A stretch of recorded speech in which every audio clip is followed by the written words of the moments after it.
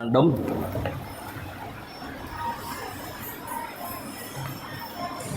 23వ అధ్యాయం 2-3 వచనాలు చదవండి.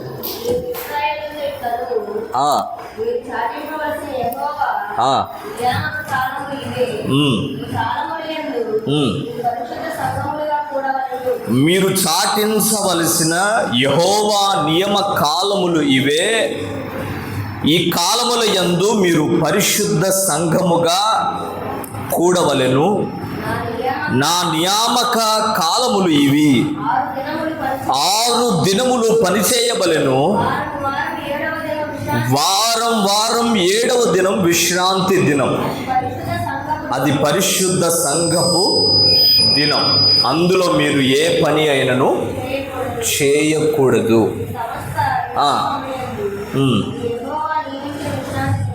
నియమించిన విశ్రాంతి దినం. దేవుడు కొన్ని నియమాలు పెట్టాడు, కొన్ని పద్ధతులు పెట్టాడు. మీరు ఎప్పుడెప్పుడు కూడుకోవాలని కొన్ని రోజులు నియమించాడు. దాంట్లో ప్రభు చెప్తున్నాడు, వారం మీరు విశ్రాంతి దినం రోజున కూడుకోవాలి, పరిశుద్ధ సంఘంగా కూడుకోవాలి. Praise the lord. ఎలా కూడుకోవాలి? సంఘంగా కూడుకోవాలి, పరిశుద్ధ సంఘంగా కూడుకోవాలని బైబిల్ సెలవిస్తూ ఉంది. పరిశుద్ధ సంఘం. సంఘం అంటే అర్థమైంది. అసలు సంఘం అంటే అర్థం ఏంటంటే ఒక సమూహం, ఒక గుంపు, ఒక సమూహాన్ని, ఒక గుంపుని అందరూ ఒక చోట కూడుకునే దాన్ని ఏమంటారంటే సంఘం అంటారు. ప్రభు చెప్తున్నాడు, వారానికి ఒక్కసారి మీరు సంఘంగా కూడుకోవాలి. Praise the Lord. హల్లెలూయ. మీరు ఆ సంఘంగా కూడుకోవాలి. బయట సంఘాలు చాలా ఉన్నాయి. ప్రభుత్వ సంఘాలు ఉన్నాయి. బైబిల్లో కొన్ని దుష్ట సంఘాలు ఉన్నాయి. సాతానుకు సంబంధించిన సంఘాలు ఉన్నాయి. బైబిల్లో కొంతమంది బలాత్కారంతో కూడిన సంఘాలు ఉన్నాయి. ఏ సంఘాలు అవి? దుష్ట సంఘాలు ఉన్నాయి కొన్ని, బలాత్కారంతో కూడిన సంఘాలు ఉన్నాయి కొన్ని, తర్వాత కొన్ని సమాజపు సంఘాలు ఉన్నాయి కొన్ని. నేను ఆ సంఘాల గురించి చెప్పట్లేదు, ప్రభుత్వ సంఘాల గురించి నేను చెప్పట్లేదు. నేను చెప్పాలనుకుంటున్న వాక్యం ఏంటంటే పరిశుద్ధ సంఘం, యెహోవా సంఘం. ఇంకో మాట, మనల్ని ఏమంటారంటే వధువు సంఘం అంటారు, క్రీస్తు సంఘం అంటారు, మహిమ కలిగిన సంఘం అంటారు. Praise the Lord. హల్లెలూయ. ఈ సంఘం వారానికి ఒక్కసారి కూడుకోవాలి. ప్రతి వారానికి ఒకసారి మీరు కూడుకోవాలి అని దేవుడే ఒక నియమాన్ని పెట్టాడు. Praise the Lord. హల్లెలూయ. ఆ నియమాన్ని తప్పకూడదు. వారానికి ఒకసారి మీరు కూడుకోవాలి, దేవుని మాటలు వింటూ ఉండాలి. అయితే సంఘంగా కూడుకున్న మనం ఎలా ఉండాలి? ఎలా సంఘం ఉంటే ఆశీర్వాదకరంగా ఉంటారు? కొన్ని మాటలు మీకు నేను జ్ఞాపకం చేస్తాను. సంఘం ఎలా ఉండాలో చూడండి ఒకసారి. మత్తయి సువార్త 16వ అధ్యాయం 18వ వచనం. మత్తయి సువార్త 16వ అధ్యాయం 18వ వచనాన్ని ఒకసారి చదవండి. పేతురువి, నీ బండ మీద నా సంఘాన్ని కట్టుదును. పాతాళలోకపు ద్వారములు దాని ఎదుట నిలవనేరవని నేను మీతో చెప్తున్నా. పేతురు, నువ్వు బండవి, నీ బండ మీద నా సంఘాన్ని కడతాను. బండ అనే దాని మీద నా సంఘాన్ని కడతా. Praise the lord. సంఘం దేని మీద ఉండాలంట? బండ మీద కట్టబడాలి. అది బండ మీద కట్టబడిన సంఘం ఎలా కట్టబడాలో కూడా బైబిల్లో రాయబడింది. బండ మీదే ఉంది సంఘం. కానీ సంఘం ఎలా కట్టబడాలో కూడా బైబిల్లో కొన్ని మాటలు ఉన్నాయి, దయచేసి గమనించాలి. 1 కొరింథీ పత్రిక 3వ అధ్యాయం 12వ వాక్యాన్ని ఒకసారి చదవండి. 11, 12 వచనాలు చూడండి ఒకసారి. 1 కొరింథీ 3వ అధ్యాయం 11, 12 వచనాలు. 11, 12. ఈ పునాది తప్ప వేరొక పునాది ఎవడు వేయనేరడు. ఈ పునాది యేసుక్రీస్తే. ఎవడైనను ఈ పునాది మీద బంగారమును, వెండి, వెలగల రాళ్ళు, కర్ర, గడ్డి, కొయ్యకాలు మొదలైన వాటితో కట్టిన ఎడల వాని వాని పని కనబడును. ఆ దినము దాన్ని తేటపరచును, అది అగ్ని చేత బయలుపరచబడును. మరియు వాని పని ఎట్టిదో దానిని అగ్నియే పరీక్షించును. ఎవడెవడు ఎలా ఎలా కట్టాడో. మేము బండ మీద సంఘాన్ని కడుతున్నాం, బండ మీదే కట్టాం. బండ ఒకటే, క్రీస్తు అనే బండ మీద సంఘాన్ని కడుతున్నాం. కానీ ఆ కట్టబోయేవాడు ఎలా కట్టబడుతున్నాడో చూసుకోవాలి. చాలామంది సంఘాన్ని చూసి మురిసిపోతున్నారు. చాలామంది సంఘస్థులు మాకు ఇన్ని వేల మంది వస్తున్నారని మురిసిపోతున్నారు. కానీ నువ్వు సంఘస్థుల్ని ఎలా కట్టావో దేవుడు చూస్తాడు. ఒక రోజున దేవుడు పరీక్షిస్తాడు, అగ్నితో పరీక్షిస్తాడట. అప్పుడు నిలబడితే ఆ సంఘం నిలబడుతుంది. ఒకవేళ ఆ సంఘం సరిగ్గా లేకపోతే అగ్ని పరీక్షకు నిలబడదు, అగ్ని పరీక్షకు నిలబడదు. Praise the lord. అయితే చాలామంది అంట దేంతో కట్టారంట. కొంతమంది ఎలా ఉన్నారంటే బంగారం లాగా ఉన్నారంట, కొంతమంది వెండి లాగా ఉన్నారంట, కొంతమంది విలువైన రాళ్లలాగా ఉన్నారట, కొంతమంది మొద్దులాగా చక్కలాగా ఉన్నారట, కొంతమంది జమ్ములాగా ఉన్నారట, కొంతమంది కొయ్యకాలు, చెత్త పొట్టు కొయ్యకాలు లాగా ఉన్నారట. Praise the Lord. హల్లెలూయా. అసలు ఎవరిళ్ళు? బంగారం అంటే ఏంది, వెండి అంటే ఏంది, కొయ్యకాలు అంటే ఏంది, చెక్క అంటే ఏంది? గమనించండి. బంగారం అంటే విశ్వాసం కలిగిన వాళ్ళు. జాగ్రత్త గుర్తుపెట్టుకోండి. బంగారం అంటే విశ్వాసం కలిగిన వాళ్ళు, ప్రభువుని విశ్వాసంతో అంటి పెట్టుకుని ఉండేవాళ్ళు. వాళ్ళ విశ్వాసం ఎప్పటికీ తరగదు. దేవుని మీద ఎన్ని నిందలు వచ్చినా, ఎన్ని అవమానాలు వచ్చినా, ఒకవేళ వాళ్ళ మీదే వచ్చినా ఈ బంగారం మారదు. మీరు అగ్నిలో తీసుకెళ్ళి బంగారం వేయండి, మారిద్దా? దాని రూపం మారదు, దాని పద్ధతిని కోల్పోదు. బంగారం బంగారం లాగానే ఉంటుంది. Praise the Lord. హల్లెలూయా. బంగారం విశ్వాసం కూడిన వాళ్లకు సాదృశ్యం. వెండి తెల్లగా ఉంటుంది, తెలుపు పరిశుద్ధతకు సాదృశ్యం. తెలుపోళ్ళు పరిశుద్ధులు. దేవుని ఎదుటగా పోయి నిలబడ్డా కూడా వాళ్ళ తల దించుకొని నిలబడరు, తల ఎత్తుకొని నిలబడతారు. ఎందుకంటే వాళ్ళు ఆల్రెడీ పరిశుద్ధులు కనుక. దేవునికి స్తోత్రం. హల్లెలూయా. దేవుడు అగ్నితో పరీక్షిస్తాడట. అగ్నితో పరీక్షించిన బంగారం బంగారం లాగానే ఉంటుంది. విశ్వాసులు చెదిరిపోరు. దేవుని మీద విశ్వాసం కలిగిన వాళ్ళు పాడవరు. 2, పరిశుద్ధత కలిగిన వాళ్ళు. పరిశుద్ధత వెళ్ళి దేవుని ముందు పరీక్షించిన పరిశుద్ధత పాడు కాదు. కారణం ఏంటంటే దేవుని ఎదుట వాళ్ళు ధైర్యంగా నిలబడతారు. ఎట్లా నిలబడతారు? ధైర్యంగా నిలబడతారు. 3వ వాళ్ళు ఎవరు? 3వ వాళ్ళు వెలగల రాళ్ళు. ఈ రాళ్ళు అగ్ని ముందు నిలబడతాయా అంటే అగ్ని ముందు నిలబడవు. దేవునికి స్తోత్రం. మీరు ఏదన్నా బాగా మెరిసే రాయిని తీసుకెళ్ళి మంటల్లో పెట్టండి, ఏమైద్ది? రూపం మారిద్దా లేదా? అప్పుడు దాకా మెరిసేది అకస్మాత్తుగా ఏమవుతుంది? మారిపోద్ది, నల్లగా అయిపోతారు. ఇంకా బాగా పెట్టామంటే దెబ్బ ముక్కలుగా రాలిపోద్ది. ఈ వెలగల రాళ్ళు ఎవరయ్యా అంటే కఠినమైన మనస్సు కలిగిన వాళ్ళు. ఎవరాళ్ళు? కఠినమైన బంగారం విశ్వాసం కలిగిన వాళ్ళు, వెండి పరిశుద్ధత కలిగిన వాళ్ళు, రాళ్ళు, కఠినమైన మనస్సు కలిగిన వాళ్ళు. మూడోవాళ్ళు ఎవరు? కర్రను తీసుకెళ్ళి మంటలో పెడితే ఉంటుందా లేకపోతే కాలిపోద్దా? Praise the Lord. కర్రలో జీవం ఉంటుందా? జీవం ఉంటుంది, ప్రాణం ఉంటుంది. దానికి ప్రాణం ఉండదు. ప్రాణం లేని వాళ్ళు అంటే ప్రభువు లేనోళ్ళు అని అర్థం, రక్షణ లేనోళ్ళు అని అర్థం. వాళ్ళు కర్రలతో సమానం. కొన్ని వేల మంది సంఘానికి వస్తున్నా రక్షణ లేనోళ్ళు, ప్రభుత్వం లేనోళ్ళు ఎంతమంది ఉన్నా వేస్ట్. కఠినమైన మనస్సు కలిగిన వాళ్ళు ఎంతమంది సంఘంలో ఉన్నా, వేల మందిని కుప్పేసినా వాళ్ళు వేస్ట్. ఎందుకంటే అగ్ని పరీక్ష వచ్చినప్పుడు వాళ్ళు నిలబడరు. ఇంకో మాట చూడండి, ఇంకోళ్ళు ఎవరున్నారు? వాళ్ళు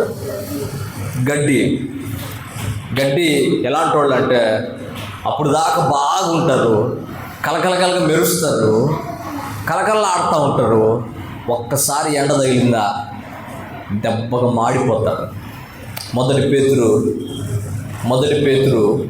1:23 ఉంటుంది. చూడండి గడ్డి ఎవరు? మొదటి పేతురు 1:23.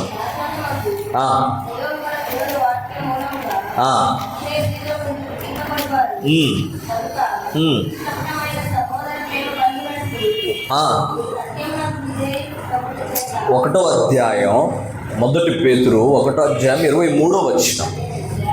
మీరు క్షయమైన బీజము నుండి కాక శాశ్వతమగు జీవము గల దేవుని వాక్యం మూలగా అక్షయ బీజము నుండి పుట్టిన వాళ్ళు. 24 చూడండి. సర్వ శరీరులు గడ్డిని పోలిన వారు, వారి అందమంతయు గడ్డి పువ్వు వలె ఉన్నది.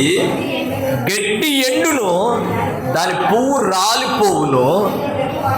దేవుని వాక్యం ఎల్లప్పుడూ నిలుచును. స్థిరత్వం లేని వాళ్ళు గడ్డి లాంటోళ్ళు కొంతకాలం దేవుడితో ఉంటారు. ఏదైనా అభ్యంతరం వస్తే దేవుని వదిలిపెట్టి వెళ్ళిపోతారు. అసలు పూర్తిగా దేవుణ్ణి మర్చిపోతారు. వాళ్ళు గడ్డి లాంటోళ్ళు. చెక్క లాంటోళ్ళు ఎవరయ్యా అంటే జీవం లేనోళ్ళు. రాయి లాంటోళ్ళు ఎవరయ్యా అంటే కఠినమైన మనస్సు కలిగిన వాళ్ళు. వెండి ఎవరయ్యా అంటే పరిశుద్ధత కలిగిన వాళ్ళు. బంగారం ఎవరయ్యా అంటే విశ్వాసం కలిగిన వాళ్ళు. చివరికి కొయ్యకాలంటే చెత్త పొట్టు. ఎవరి పొట్టు అంటే మలాకీ గ్రంథం 4వ అధ్యాయం 1వ వచనం. మలాకీ గ్రంథం 4వ అధ్యాయం 1వ వచనం చూడండి.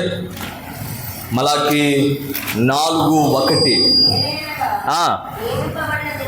నియమింపబడిన దినము వచ్చుచున్నది, కొలిమి కాలునట్లు అది కాలును. గర్విష్ఠులందరూ దుర్మార్గులందరూ ఎలా కొయ్యకాల్లాగుంటారు.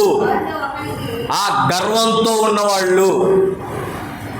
తర్వాత దుర్మార్గులు కొయ్యకాలులాగా ఉంటారు. దేవుణ్ణి దుర్మార్గంతో ఏలుబడి చేస్తుంటారు. కొంతమంది అలాగే ఉన్నారండి. ఈరోజు సంఘాన్ని చూస్తే చాలామంది బాధేస్తూ ఉంది.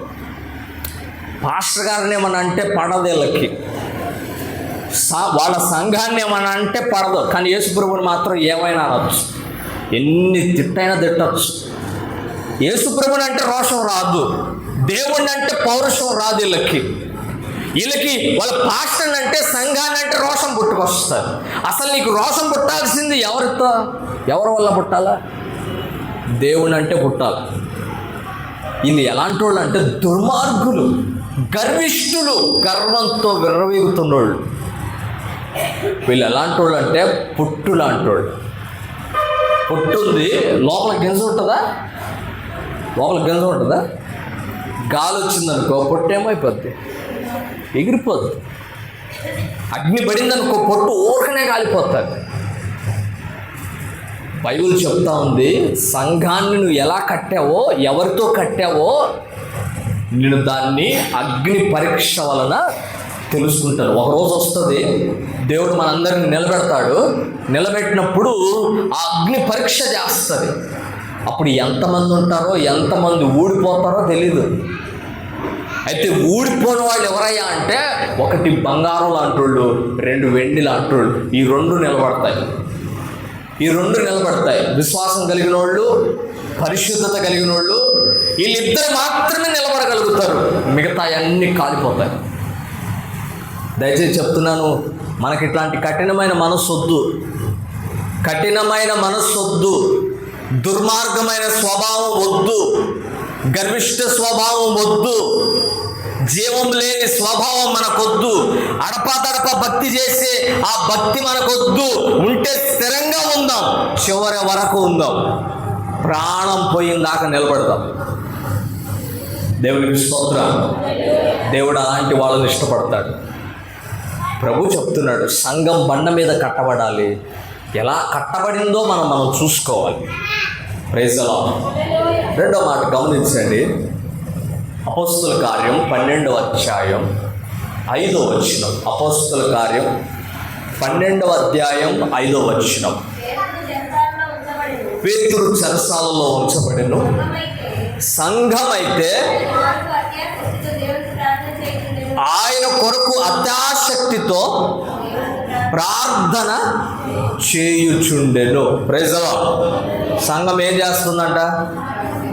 ఏం చేస్తుంది? ప్రార్థన. ఎలాంటి ప్రార్థన చేస్తుంది? అత్యాశక్తితో, ఆసక్తితో ప్రార్థన చేస్తాం. సంఘం అంటే మనమే. అందరూ కలిసి పేతురు కోసం, వాళ్ళ పాస్టర్ గారి కోసం ప్రార్థన చేస్తున్నారు. పాస్టర్ గారు ఎలా ఉన్నాడంటే, పాస్టర్ గారు జైల్లో ఉన్నాడు, చెరసాలలో ఉన్నాడు, బాధలో ఉన్నాడు. రేపు పండగ రోజు చంపుదామని రాజు చూస్తున్నాడు.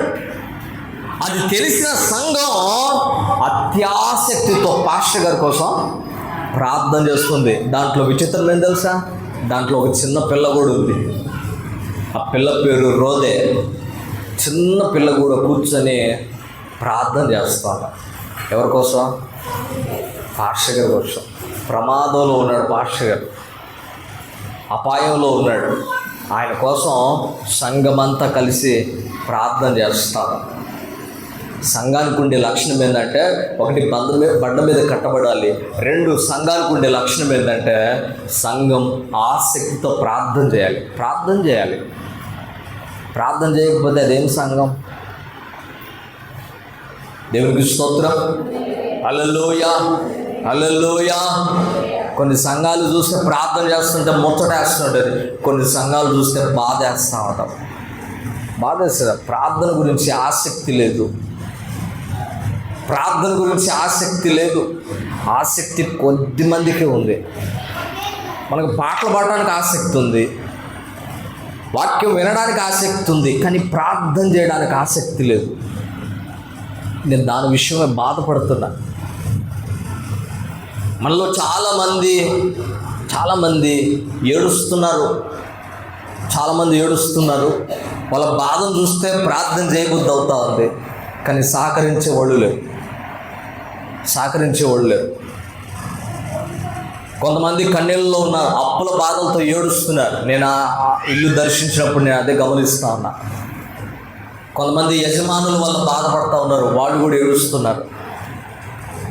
మరి మీరు ప్రార్థన చేస్తున్నారని నాకు తెలియదు, కానీ నేను చెప్తున్నాను, సంఘానికి ఉండాల్సిన విషయం ఏం తెలుసా? ఆసక్తి ఉండాలా. యవనస్తులు పాడవుతున్నారమ్మా. ప్రార్థన చేసే బాధ్యత లేదా మన మీద? యవనస్తులు పాడవుతున్నారు. నాకు బాధ కలిగించిన విషయం తెలుసా? పిల్లలు, వాడికి మీసాలు కూడా రాలే కనీసం, వాడు మందు సిగరెట్లు తాగుతున్నారు. ఏం పాడు బుద్ధి. యవన బిడ్డలు పాడవుతున్నారు. అలా చూస్తే బాధేస్తుంది. వాళ్ళు మనం చెప్పినా వాళ్ళు వినరు. చేయాల్సిన పని ఏం తెలుసా? కేవలం ప్రార్థన చేస్తే చాలు, దేవుడు కదిలిస్తాడు. Praise the Lord. హల్లెలూయా. ఆసక్తి మనకు లేకుండా పోతా ఉంది. రోగాలతో బాధపడుతున్నారు, అప్పులతో బాధపడుతున్నారు, పనులు లేక బాధపడుతున్నారు, పంటలు నాశనమై బాధపడుతున్నారు, తిండికి లేక బాధపడుతున్నారు, యవ్వన బిడ్డలు పాడవుతున్నారు. మనకు కనీసం బాధ లేదే, ఎక్కడో వద్దు, మన ఇంట్లోనే పాడవుతున్నారు. ప్రార్థన చేస్తున్నావో లేదో నాకు అర్థం కాలే. కనీసం ఇక్కడికి వచ్చాక ప్రార్థన చేస్తారంటే ప్రార్థన చేసే ఆసక్తి లేకుండా పోయింది. మీరు చాలా ప్రమాదంలో ఉన్నారు. మీకు తెలుసా? వాడు మన యూట్యూబ్లో ఒకడు ఏం చెప్తాను తెలుసా? అసలు క్రైస్తవుడు అనేవాడు మన దేశంలో లేకుండా చేయాలని చూస్తున్నారు. మనం మొద్దు నిద్ర పోయామంటే, మనకేం కాలేదులే అని నువ్వు మొద్దు నిద్ర పోయామంటే నువ్వు ప్రమాదంలో ఉన్నావని అర్థం. గుర్తుపెట్టుకో. సేవకుడు అనేవాడు లేకుండా చంపాలని ప్రయత్నం చేస్తున్నారా? కానీ మనకు ఆసక్తి లేకుండా పోయింది. మీరు ఎంత అజాగ్రత్తగా ఉన్నారంటే అంత అజాగ్రత్తగా ఉన్నారు. జాగ్రత్త. నేనైతే నా కుటుంబం కోసం నేను పదే ప్రార్థన చేస్తాను. అది మన ఇది మన కాదు అడిగేది. నేను ఏమీ మన అడగట్లే. నేను అడిగేది ఒక్కటే, ప్రభా నా కుటుంబం పరలోకంలో ఉంటే చాలు, నీ పాద సన్నిధిలో ఉంటే చాలు. దానికోసం ప్రార్థన చేస్తాం. మీరు చేస్తున్నారు మీ కుటుంబం కోసం, మీరు చేస్తున్నారు ప్రార్థన. సంఘానికి ఉండే లక్షణం ఏందో తెలుసా? అత్యాసక్తితో ప్రార్థన చేయమని చెప్తుంది. ప్రైజ్ ది లార్డ్, హల్లెలూయా. అలాంటి లక్షణం, అలాంటి భారం మనకు లేకపోతే మనం ఏమాత్రం భక్తి చేస్తున్నాం? వారం కొంతమంది మాత్రమే వస్తున్నారు ప్రార్థనకి. శుక్రవారం వస్తున్నారు కొంతమంది, ఆసక్తితో ప్రార్థనకు వస్తున్నారు. వాళ్ళని చూస్తే సంతోషం వేస్తాను. Praise the lord. కానీ మిగతా వాళ్ళు ఇంటికాడ కూర్చొని కూడా రావట్లేదు. ఒకవేళ పనికి వెళ్తే పర్వాలా, పనికి వెళ్ళకుండా ఇంట్లో కూర్చొని ఏం చేస్తాం? కాసేపు ప్రార్థన చేస్తే అది ఎంత ఆశీర్వాదం. ప్రైజ్ ది లార్డ్, హల్లెలూయా. ఏమి నువ్వు ఎంత సంపాదించినా ప్రయోజనం ఉండదు. నీ కుటుంబం పాడవుతుంటే, డబ్బు నాశనం అవుతూ ఉంటే నువ్వు ఎంత కష్టపడి ఏం ప్రయోజనం? ముందు కుటుంబాన్ని కట్టండి, కుటుంబాన్ని బాగు చేసుకోండి, కుటుంబం కొరకు ప్రార్థన చేయండి, ఆసక్తితో ప్రార్థన చేయండి. దేవుడు మీ ప్రార్థన వింటాడు.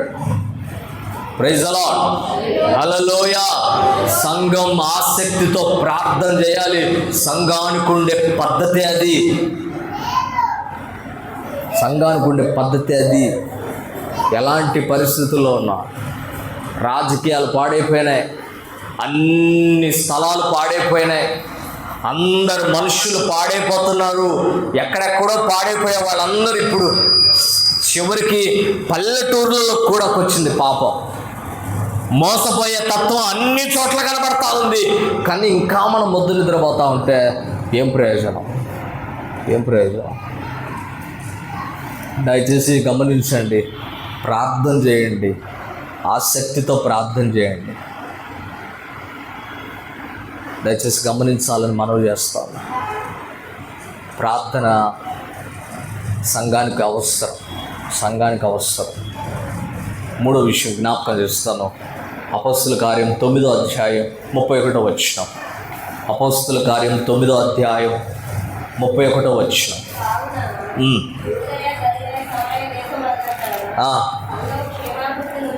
సంఘం క్షేమాభివృద్ధి నొందుచు సమాధానం కలిగి ఉండి ప్రభునందు భయమును పరిశుద్ధాత్మ ఆదరణ కలిగి నడుచుకొనుచు విస్తరిస్తూ ఉండెను. దేవునికి స్తోత్రం. సంఘం అయితే క్షేమాభివృద్ధి నొందుచు అంటే కట్టబడుచు, సమాధానం కలిగి, ప్రభునందు భయము పరిశుద్ధాత్మ ఆదరణ కలిగి నడుచుకొనుచు విస్తరిస్తూ ఉంది. ప్రైజ్ ది లార్డ్, హల్లెలూయ. సంఘం ఏమవుతుందంట? సమాధానం కలిగి ఉందంట. సంఘం దేవుని భయం కలిగి ఉందంట. సంఘం పరిశుద్ధాత్మ ఆదరణ కలిగి ఉందంట. సంఘం విస్తరిస్తూ ఉందట. సంఘం ఏమవుతుంది? విస్తరిస్తూ ఉంది. ఒకటి సమాధానం కలిగి ఉంది. ఏం కలిగి ఉంది సంఘం? ఒకరికొకరికి సమాధానం ఉండాల. కులం కానీ మతం కానీ భేదం చూపించడం కానీ, నువ్వు పలానోడు అని చూపించడం కానీ, అలాంటి భేదాలు ఉండకూడదు. సమాధానం కలిగి ఉండాలి. సమాధానం కలిగి ఉండాలి. 2, సంఘం భయం కలిగి ఉండాలి. ఎవరి భయం ఉండాలి? దేవుడి భయం ఉండాలి. Praise the lord. సంఘం భయం కలిగి ఉండాలి. దైవ భయం కలిగి ఉండాలి. సమాధానం కలిగి ఉండాలి. సంఘం పరిశుద్ధాత్మ ఆదరణ కలిగి ఉండాలి. ఏదైనా బాధలు వచ్చినాయా, పరిశుద్ధాత్మ దేవుడు ఆదరిస్తాడు. పరిశుద్ధాత్మ ఆదరణ కలిగి నడుచుకోవాలి. చివరికి సంఘం ఏం చేయాలంట? విస్తరించాలి. అర్థమవుతుందా? సంఘం ఏం చేయాలి? నానాటికి పెరగాల. అంతేగాని ఎక్కడేసిన గొంగలు అన్నట్టుగా ఎప్పుటాలనే అట్టాగే ఉండకూడదు. ఎప్పుటాలే అలా ఉండకూడదు. Praise the Lord. హల్లెలూయ. మనం ఎక్కడికన్నా పోతున్నాం అనుకో, భర్తలు కూడా వెనకటి తీసుకెళ్తామా? తీసుకెళ్ళమ్మా. మరి సంఘానికి ఎందుకు తేటలే? సంఘానికి ఎందుకు తేలేకపోతా ఉన్నారు? పిల్లలతో సహా ఊర్లకు వెళ్తే బండి మీద, ట్యాంక్ మీద ఒకడు, వెనక వాటేసుకుని ఒకడు, ఒళ్ళో కూర్చొని ఒకడు, ఈ వంతున గుంపు తీసుకెళ్ళిపోతా. సంఘానికి మాత్రం లింగుమంట ఒక్కడే వస్తారు. ఇదేం పద్ధతి? నీ బిడ్డలు రక్షించబడాలని నీకు లేదా? నీ భర్తలు పరలోకంలో ఉండాలని నీకు లేదా? నీ పిల్లలతో సహా పరలోకంలో సంతోషంగా ఉండాలని నీకు లేదా? ఆలోచించండి. సంఘం విస్తరించాలంటే మీరు కూడా ప్రయత్నం చేయాలా, మీరు కూడా ప్రార్థన చేయాలా. ఒకవేళ వాళ్ళు మాట వింటలేదా, ప్రార్థన చేయి, అంతే. నువ్వేం చేయొద్దు. Praise the Lord. హల్లెలూయ. ఒక ఆమె పిల్లలు మారట్లేదు, భర్త మారట్లేదు, అలిగి వెళ్ళిపోతుంది. అలిగి వెళ్తే ఏమవుతుంది? వాళ్ళు ఇంకా పాడవుతారు. అవునా కదా? Praise the lord. అలిగి వెళ్తే ఏమొస్తుంది? ఏమి రాదు. కూర్చొని ప్రార్థన చేస్తే దాని వల్ల ఫలితం వస్తుంది. అసలు వాళ్ళు వదిలిపెట్టి వెళ్ళిపోదామని అనుకుంటుంటే ఏమవుద్దు వాళ్ళ పరిస్థితి? ప్రార్థన చేయి, పట్టుదల కలిగి ప్రార్థన చేయి. ప్రభా, నా భర్తను మార్చు, నా పిల్లలు మార్చు, పిల్లలు బాగు చేయి, భర్తలు బాగు చేయని ప్రార్థన చేయి. నీ ప్రార్థన దేవుడు వింటాడు. సంఘం విస్తరించడమే కాదు, నీ కుటుంబం బాగుపడుతుంది. దేవునికి స్తోత్రం. హల్లెలూయ. సంఘం భయం కలిగి ఉండాలా, సంఘం విస్తరించాలా, సంఘం సమాధానం కలిగి ఉండాలి. సంఘం బండ మీద కట్టబడాలి. సంఘం ప్రార్థన చేయాలి. ఇంకొక మాట చూస్తారా సంఘం ఎలా ఉండాలో? 1 కొరింథీ 1:2, 1వ అధ్యాయం 2వ వచనం. 1 కొరింథీ 1వ అధ్యాయం 2వ వచనం. కొరింథీలోనున్న దేవుని సంఘమునకు, అనగా క్రీస్తు యేసునందు పరిశుద్ధపరచబడిన వారై పరిశుద్ధులుగా ఉండుటకు, ఎలా ఉండటానికి పిలువబడ్డవాళ్ళు? పరిశుద్ధులుగా ఉండుటకు పిలువబడ్డవాళ్ళు. అపోస్తలుడైన పౌలు కొరింథీ సంఘానికి ఉత్తరం రాస్తూ చెప్తున్న, దేవుని సంఘమా అనగా పరిశుద్ధులైన వాళ్ళు, పరిశుద్ధులుగా ఉండుటకు పిలువబడిన వాళ్ళు. నువ్వు పరిశుద్ధపరచబడ్డావా? ఎలా పరిశుద్ధపరచబడతారు? అపోస్తలుడైన పౌలు దగ్గరికి దైవజనుడు వెళ్ళి చెప్తున్న మాట, పౌలా, బాప్తిజం పొంది నీ పాపాలు కడిగేసుకో. బాప్తిజం పొంది నీ పాపాలు కడిగి వేసుకో. అపోస్తుల కార్యం 22వ అధ్యాయం 16వ వచనం. 22వ అధ్యాయం 16వ వచనం.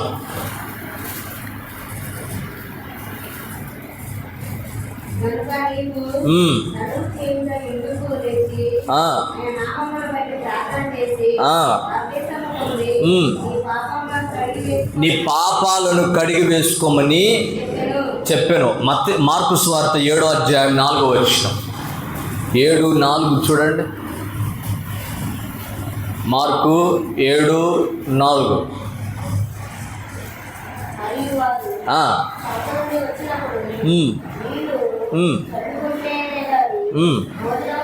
నీళ్ళు చల్లుకుంటేనే కానీ భోజనం చేయరు. ఇవి గాక గిన్నెలను కుండలను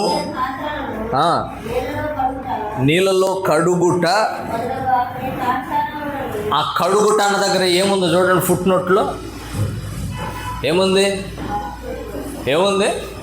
కడుక్కోవడం అంటే ఏంది అర్థం? పరిశుద్ధపరచుకోవడం అంటే బాప్తిజం పొందడం. నువ్వు బాప్తిజం పొందనంత కాలం నువ్వు సంఘంలో చేర్చబడినట్లే. సంఘంలో చేర్చబడేది ఎవరయ్యా అంటే, నా సంఘం అని చెప్పేది ఎవరిని గురించి అంటే బాప్తిజం పొందిన వాళ్ళని. బాప్తిజం పొందకపోతే నువ్వు ఇంకా సంఘానికి బయటే ఉన్నావని అర్థం. సంఘంలో చేర్చబడలేదని అర్థం. నీకున్న ప్రమాదం ఏంటంటే నువ్వు ఇంకా పరిశుద్ధపరచబడలేదని అర్థం. ఎన్నాళ్ళు పాపాన్ని కూడబెట్టుకుంటూ ఎన్నాళ్ళు ఉంటాం? ఒకవేళ చావు అకస్మాత్తుగా వస్తే పరిస్థితి ఏంది?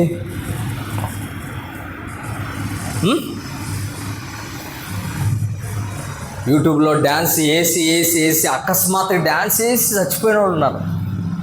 వాడు అనుకొని ఉంటాడు, నేను ఇంకా సంతోషంగా ఉంటాను, ఇంకా చేసే పనులు చాలా ఉన్నాయి, ఇంకా చెప్పాల్సినవి చాలా ఉన్నాయి, అందరితో గడపాల్సినవి చాలా ఉన్నాయి అని అనుకుని ఉండొచ్చు.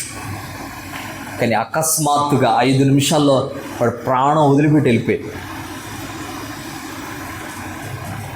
ఎప్పుడు ప్రాణం పోద్దో తెలీదు. నీ పాపాలు ఉంటే నీ పరిస్థితి ఏంది? అందుకే ప్రభు చెప్తున్నాడు, మీరు కడగబడితే పరిశుద్ధమైన సంఘంలో ఉంటారు. కడగబడాలా. నువ్వు కడగబడాలంటే రక్షణ పొందుకోవాలి, బాప్తిజం పొందాలి. 2, నువ్వు కడగబడాలంటే యేసయ్యని నోటితో ఒప్పుకోవాలా. ప్రభు అని అంగీకరించాలి. అప్పుడు నీ పాపాలు కడగబడి పరిశుద్ధపరచబడతావు. యేసు ప్రభుని నోటితో ఒప్పుకున్న ప్రతి ఒక్కడు పరిశుద్ధపరచబడతాడు. ఇంకొక మాట, దేవుని ఆత్మను పొందుకున్న వాడందరూ పరిశుద్ధపరచబడతారు. దేవుని వాక్యం వినిన వాళ్ళందరూ పరిశుద్ధపరచబడతారు.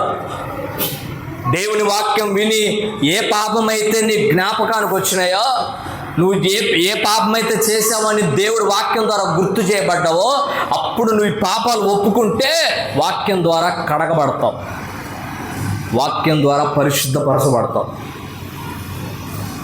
యేసు రక్తం ద్వారా కూడా పరిశుద్ధపరచబడతావు. దేవునికి స్తోత్రం. హల్లెలూయా.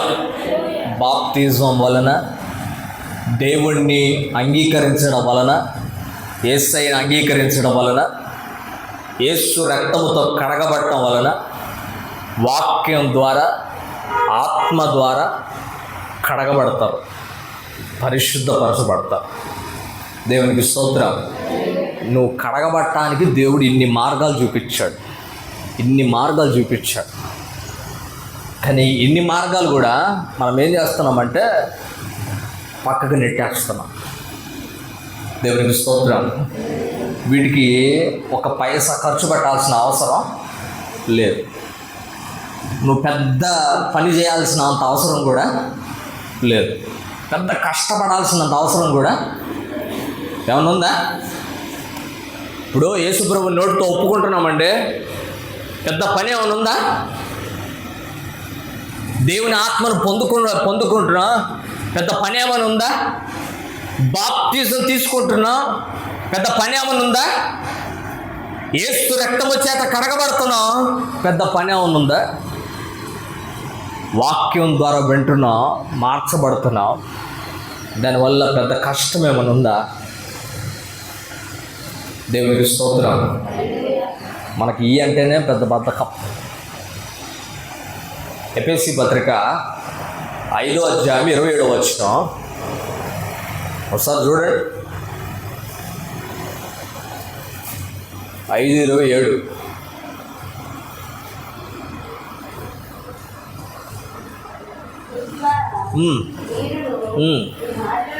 మీ భార్యలను ప్రేమించుడి, సంఘాన్ని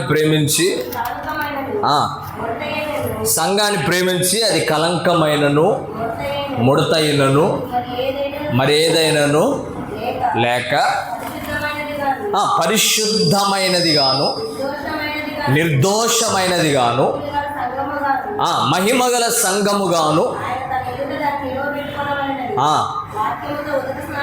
దేంతో కడుగుతున్నాడు? వాక్యంతో కడుగుతున్నాడు. వాక్యంతో కడుగుతున్నాడు. ఆ వాక్యం తగిలిందనుకో, అమ్మో నా గురించి చెప్పాడు. నీ గురించి చెప్పాల్సిన అవసరం లేదు. ప్రభువు నీ గురించి చెప్తున్నాడు. ప్రభువే నీ గురించి చెప్తున్నాడు. నువ్వు కడగబట్టానికి చెప్తున్నాడు. Praise the Lord. హల్లెలూయా.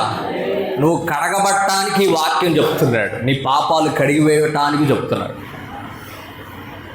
దేవుని అంగీకరిస్తే నీ పాపాలు కడిగివేయబడతాయి. అపోస్తుల కార్యం 26వ అధ్యాయం 18వ వచనం చూడండి ఆ మాట.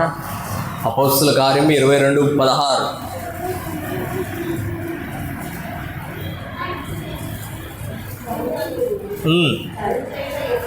ఆ 26:18 చదువు. 26వ అధ్యాయం 18వ వచనం.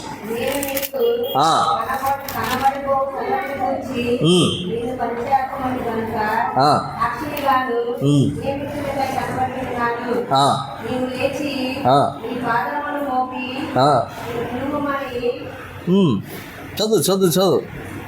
అన్యజనుల వలన హాని కలగకుండా నేను కాపాడుదును. వారు చీకట్లో నుండి వెలుగులోనికి, సాతాను అధికారము నుండి దేవుని వైపునకు తిరిగి నా యందలి విశ్వాసము చేత పాప క్షమాపణను పరిశుద్ధపరచబడిన వారిలో స్వాస్థ్యము పొందునట్లు. ఎవరిని అంగీకరించడం వలన? యేసయ్యను అంగీకరించడం వలన మీకు పాప క్షమాపణ, పరిశుద్ధులలో స్వాస్థ్యం పొందుటకు నేను నిన్ను నియమించున్నానని పౌలుతో దేవుడు చెప్తున్నాడు. Praise the lord. ప్రభువుని అంగీకరిస్తే నీ పాపాలు క్షమించబడతాయి. కానీ అంగీకరిస్తే ఏమవుతుందో, అంగీకరిస్తే పక్కన వాళ్ళు ఏమంటారో ఈ భయం ఉంటుంది మనకి. బాప్తిజం తీసుకోమంటే ఇంకేమైనా చేయకూడదేమో అదొక భయం. ప్రభువుని అంగీకరిస్తే పక్కింటి వాళ్ళు ఏమని అంటారేమో నన్ను అదొక భయం. వాక్యం ద్వారా కడగబట్టే హెచ్చరిస్తే నా గురించి చెప్పాడేమోనన్న భయం. ఇన్ని భయాలు నిన్ను పరిశుద్ధపరచబడకుండా ఆపుతున్నాయి. కనుక నిన్ను కడుక్కోవడం చాలా అవసరం. కడగబడిన వాళ్ళే సంఘంలో ఉంటారు. కడగబడిన వాళ్ళనే పరిశుద్ధులు అంటారు. పరిశుద్ధులే సంఘంగా తీర్చబడతారు. కనుక సంఘం అంటే పరిశుద్ధపరచబడిన వాళ్ళని సంఘం అంటారు. నువ్వు కడగబడ్డావా? నువ్వు పరిశుద్ధపరచబడ్డావా? ఒకసారి నువ్వు ఆలోచన చేసుకో. Praise the lord. ఒకటి, సంఘం బండ మీద కట్టబడింది. సంఘం ఆసక్తితో ప్రార్థన చేసేది. సంఘం దేవుని భయం కలిగి విస్తరించేది. సంఘం పరిశుద్ధంగా తీర్చిదిద్దబడిందే సంఘం. చివరికి ఒక మాట చూపిస్తాను. ఎఫెసీ పత్రిక 1వ అధ్యాయం 22వ వాక్యం. ఎఫెసీ పత్రిక 1వ అధ్యాయం 22వ వాక్యం.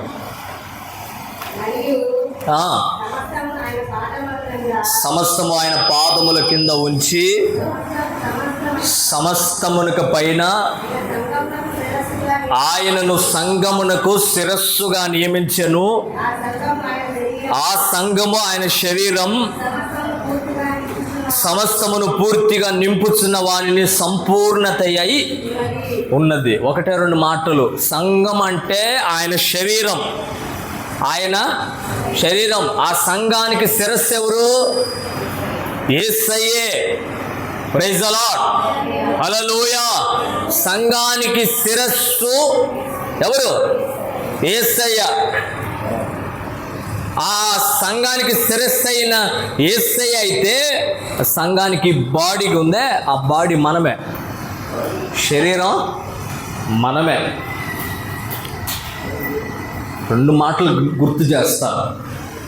ఈ సంఘం అవమాన పనులు చేసిందనుకో, ఎవరికి అవమానం వస్తుంది?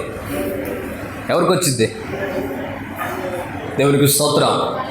అందుకే సంఘం దేవునికి అవమానం తెచ్చే ఏ పని చేయకూడదు, ఏ పని చేయకూడదు. అవమానం తెచ్చే కంటే, నేను ఒకటే మాట చెప్తాను, దేవునికి అవమానం తెచ్చి ఏదో చేసాం, ఏదో పొడిచాం, ఏదో సంపాదించుకున్నాం అని అనుకున్నామంటే వాడంత దురదృష్టవంతుడు, దరిద్రుడు ఇంకొకడు ఉండడు.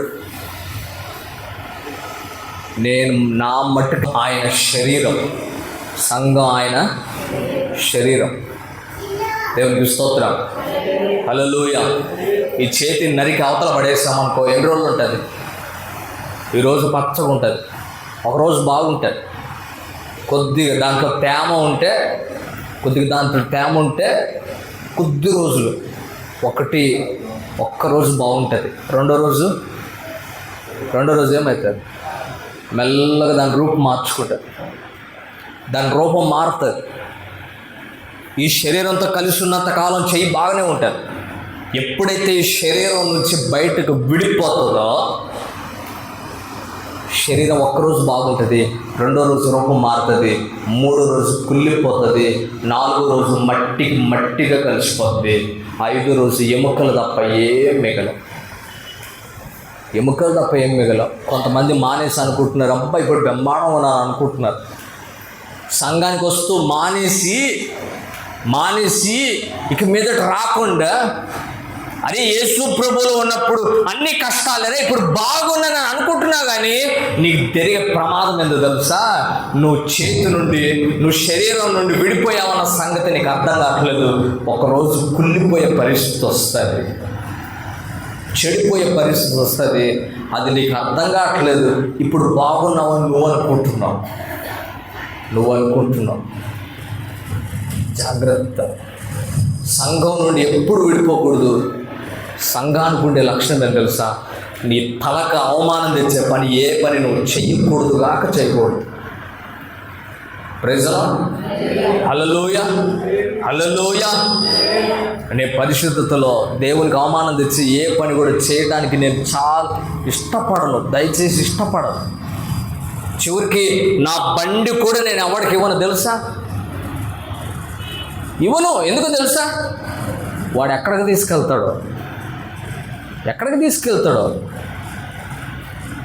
నేను బండి తీసుకెళ్తే ఏమవుతుంది అని అనుకుంటారేమో.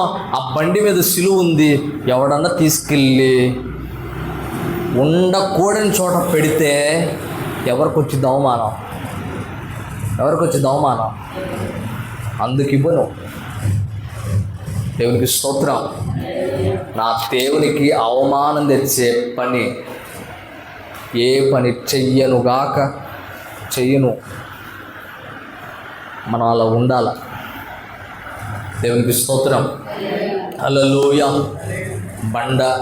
బండ మీద కట్టబడింది సంఘం, ప్రార్థన చేసేది సంఘం, విస్తరించేదే సంఘం, భయం కలిగి విస్తరించేదే సంఘం, పరిశుద్ధపరచబడిందే సంఘం, దేవుని శరీరంగా మార్చబడిందే సంఘం. మనం ఎలా ఉన్నామో ఒకసారి ఆలోచన చేద్దాం. తలలు వంచండి, కళ్ళు మూయండి, ప్రార్థన చేద్దాం. తలలు వంచండి, కళ్ళు మూయండి, ప్రార్థన చేద్దాం. అందరూ తలలు వంచండి, కళ్ళు మూయండి.